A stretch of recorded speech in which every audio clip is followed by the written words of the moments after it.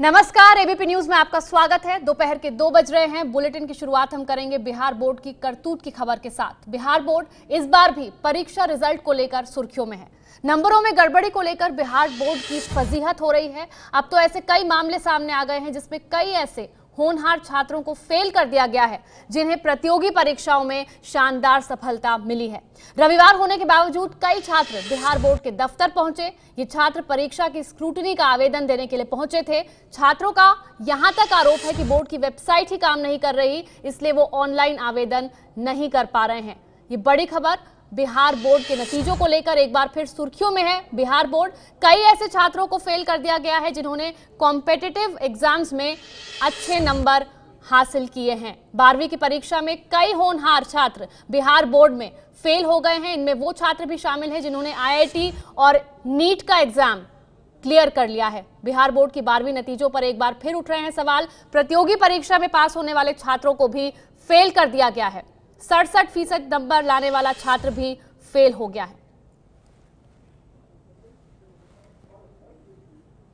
NEET clear कर चुके छात्र सुमित कुमार को बिहार बोर्ड ने फेल कर दिया है। सुमित को केमिस्ट्री की थ्योरी में 35 में से 5 नंबर मिले हैं और ऑब्जेक्टिव में 35 में से 8 नंबर, जबकि सुमित कुमार को नीट में केमिस्ट्री में 180 में से 121 नंबर मिले हैं। सुमित ने CBSE से हाई स्कूल की पढ़ाई की है जिसमें सुमित को 10 CGPA मिला था, लेकिन सुमित को बिहार बोर्ड ने केमिस्ट्री में ही फेल कर दिया है।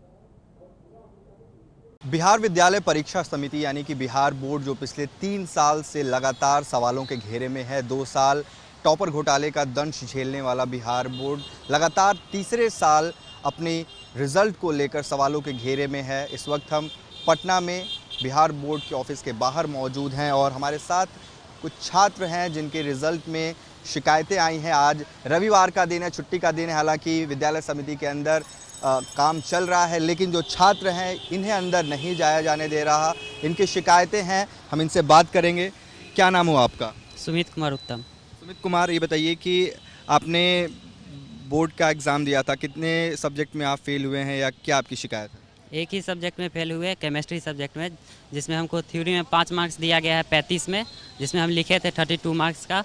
और ये ऑब्जेक्टिव में भी हमको कम मार्क्स मिला है, जहाँ की ऑब्जेक्टिव OMR सीट पे हुआ था इस बार, फिर भी कम मार्क्स मिला है। पता नहीं कहाँ गलती हुई। 35 में से 5 नंबर मिले? 35 में 5 और एक में 8 मिला है। और इतना ऑब्जेक्टिव में 8 मिले? जी हाँ, ऑब्जेक्टिव में 8 नंबर मिले हैं।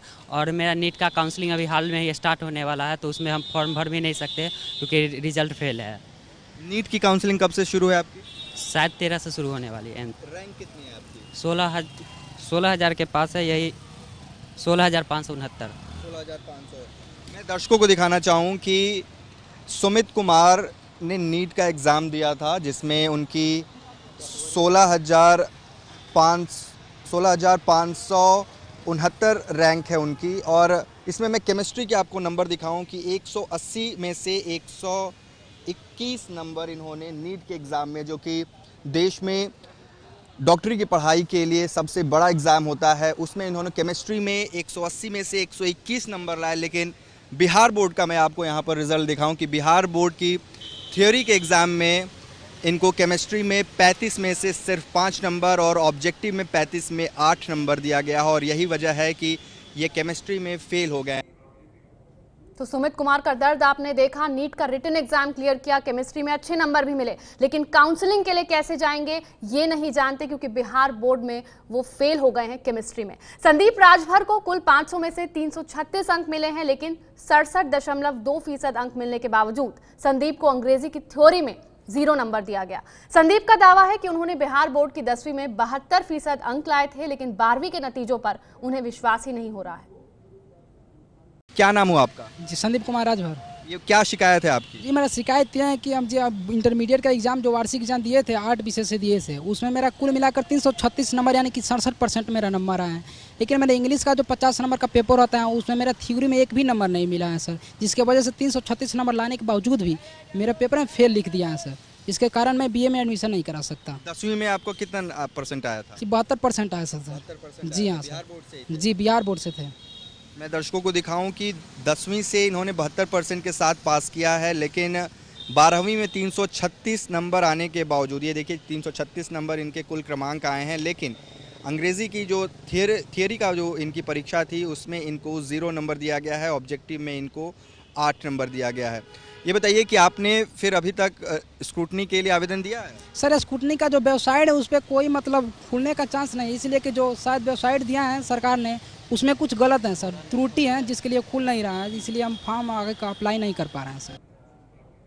नीलेश कुमार 12वीं में लगातार दूसरे साल फेल हुए हैं। इस साल वो 3 विषयों में फेल हुए, जबकि पिछली बार आईआईटी मेंस निकालने के बावजूद बोर्ड ने उन्हें फेल कर दिया था। उन्होंने स्क्रूटनी के लिए आवेदन भी दिया, लेकिन बोर्ड ने नो चेंज बोलकर फेल घोषित कर दिया। आपका क्या नाम हुआ? नीलेश कुमार। नीलेश जी, ये बताइए क्या शिकायत है आपकी? सर मेरा ये शिकायत है कि मेरा 3 गो में क्रॉस लग गया सर। पिछला बार भी मैंने यहाँ पे कंप्लेन किया था तो कोई रिस्पांस नहीं, नो चेंज लिख के भेजा गया था। पिछली बार भी आपने 12वीं का एग्जाम दिया था सर, और नो चेंज। अभी पिछला बार मेंस का मैं निकाला था सर, मेरा अच्छा रिजल्ट था मेंस का, 122 नंबर था सर मेंस मेरा। ये सर आया था और कुछ रिस्पांस नहीं हुआ सर, तो इसलिए मैं फिर एग्ज़ाम दिया कि सर अगला बार हो जाएगा, इसलिए मैं मेंस का फॉर्म नहीं भरा कि कहीं अगला बार भी वही हाल होगा, तो इसलिए मेंस का मैं इस बार फॉर्म नहीं भरा सर। और फिर सर इस बार देखता हूँ तो 3 बार फेल है, तीन क्रॉस विषय में फेल। सर फिजिक्स में, इंग्लिश में, अल्टरनेट इंग्लिश में तो मेरा सर ज़्यादा होना चाहिए, उसमें फेल कर दिया है सर। और फिर मैथ में है सर, मैथ में 13 नंबर ऑब्जेक्टिव में दिया, वहाँ पे 37 होना चाहिए था, वहाँ पे 13 दिया है। पिछली बार कौन कौन से सब्जेक्ट में आप फेल थे? पिछली बार फिजिक्स केमिस्ट्री था सर, ये सर उसमें 4 नंबर दिया था और फिजिक्स में 3 नंबर मिला था सर, मेरा ऑब्जेक्टिव में 2 नंबर था। इस तरह से लगातार दूसरी साल ये फेल हुए हैं। पिछली साल इन्होंने आईआईटी मेंस क्लियर किया था, ऐसा इनका दावा है, और इस बार भी इन्हें 3 सब्जेक्ट्स में फेल किया गया। तो ऐसे भी छात्र हैं जो ये दावा कर रहे हैं कि आईआईटी जैसा पेपर का मेंस उन्होंने क्लियर किया, लेकिन बिहार बोर्ड ने उन्हें फेल कर दिया। कॉपियां जांचने में खामी की शिकायत पूरे बिहार से आ रही है, लेकिन बिहार बोर्ड की वेबसाइट ही ठप है। छात्र ऑनलाइन स्क्रूटनी के लिए आवेदन ही नहीं कर पा रहे हैं।